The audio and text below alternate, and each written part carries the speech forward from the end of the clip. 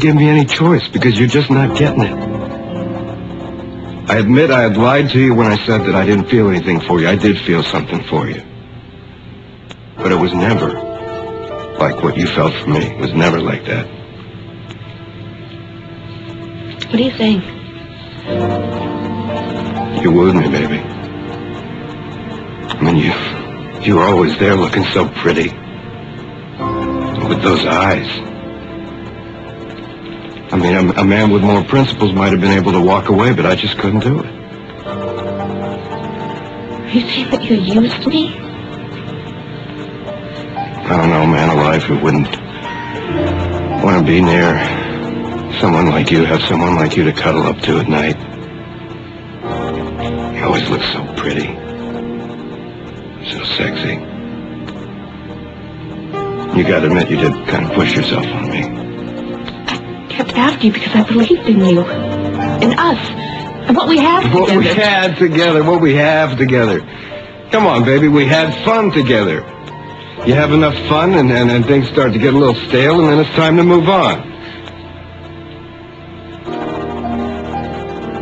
Don't look at me like that, baby.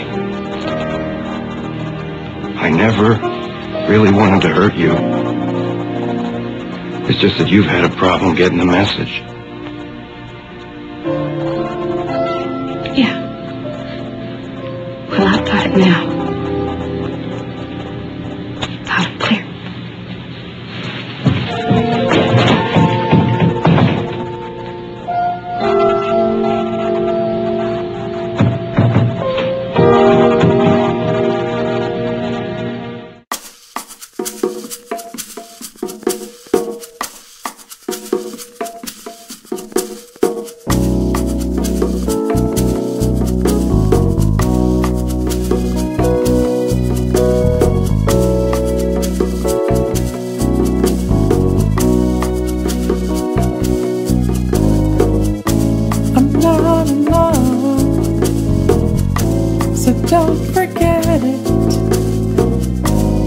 Just a silly phase I'm going through. And just because I call you up, don't get me wrong, don't think you've got it made. No, it's because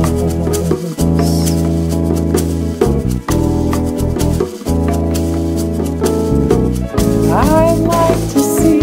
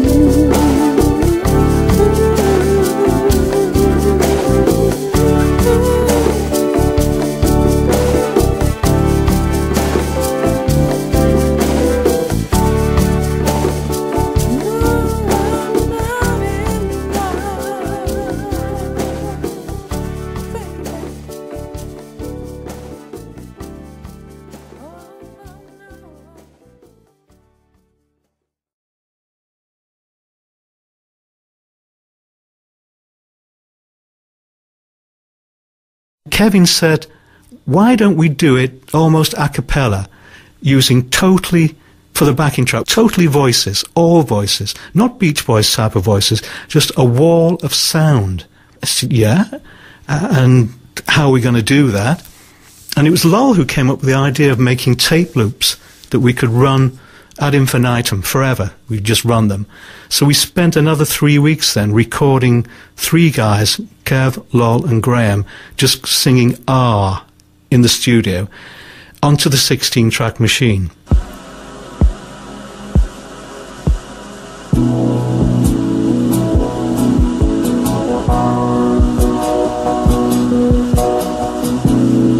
Each note had 16 tracks of 3 people, if you've got your calculator there. And we had to record a chromatic scale of 12 voices that would fit any chord in the song. We put the tape loops around this Studer stereo machine and then out to mic stands with little rollers on the top, so the tape would run through there and we could tension the machine properly. Then I fed across to the 16-track machine and filled each of the 12 tracks with a separate note of these masked vocals. So I think eventually there were 256 voices on these tracks. And at the same time, we'd recorded a very, very simple backing track, stereo backing track, with me on electric piano, little rhythm guitar, and Kevin playing a bass drum on a Moog synthesizer, just to follow it. I'm not in love, so don't forget it.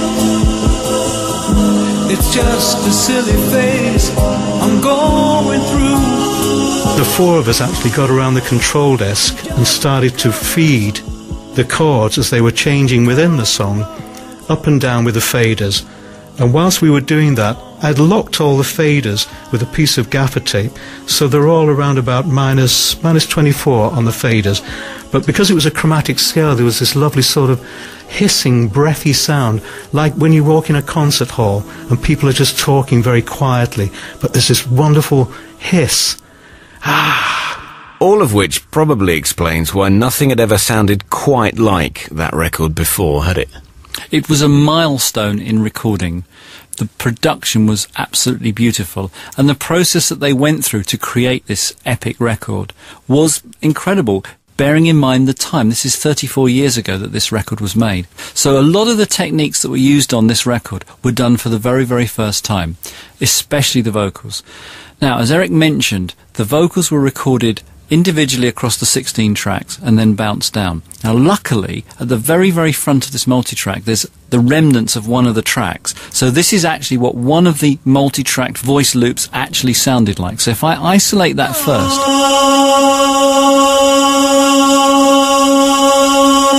and that very slight blip you can hear, that's where the splice would have been in the loop.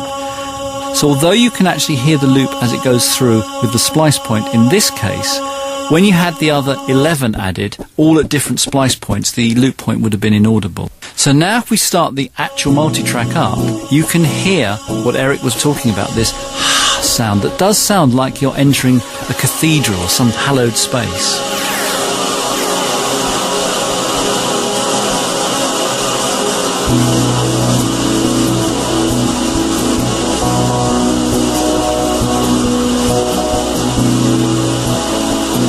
And what we're hearing is a result of them playing the mixing console as if it was a keyboard come instrument. So each fader had one particular note on it. So putting, say, 3 or 4 faders up would create a chord.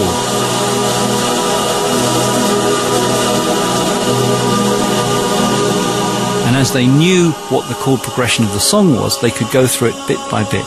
They could, of course, drop in and out of the stereo track that I'm now playing to correct any errors in their mixing. So this final track is a result of all those man-hours of work. It's absolutely beautiful. The other addition is that there's a second track of the same thing but played at half speed, so that creates this low octave. This is particularly noticeable on the bit where it goes ha ha ha ha, and you can hear both the high original pitched vocals and the low octave vocals.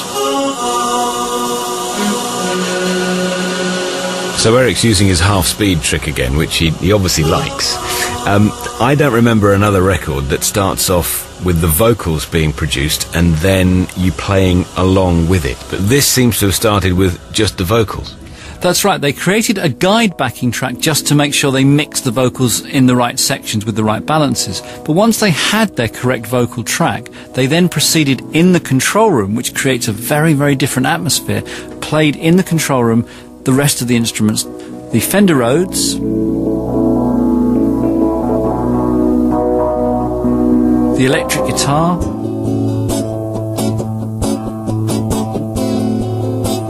and curiously, no drums.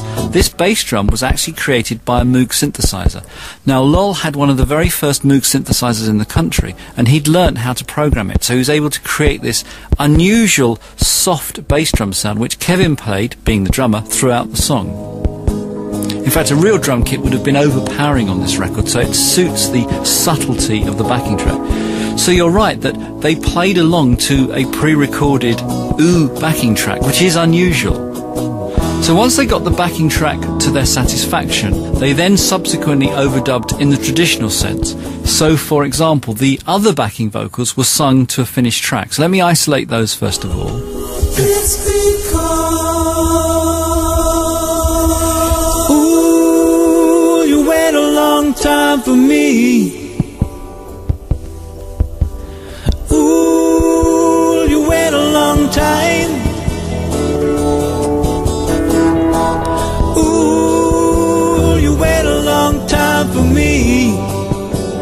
Now, there are many things on this record that people will be so familiar with, and I think one of the most familiar things is the spoken voice. The only time that there's not a 10cc person on this record. Now, this is Kathy, the studio secretary. And once again, to make my job easy, Eric has recorded the effects on Kathy's voice. So what you're hearing is exactly as Eric recorded it, including the fact that it fades out as it loops round. Be quiet, big boys don't cry. Big boys don't cry. Big boys don't cry. So that's Kathy with the nice voice. And it is so integral to the record, you can't imagine that not being on there. And just a great production trick. Now, talking of things that are not on there, there's one part of Eric's lead vocal that never made it to the final record, and luckily they never erased it. So here is an alternative lead vocal at the bridge section. Now, when they came to mix the record, or just before they came to mix the record, Lowell had suggested that they didn't really like that section, so he played the melody on a piano, and that's actually what's on the finished record. But at the same point on another track is Eric's original vocal with some other lyrics.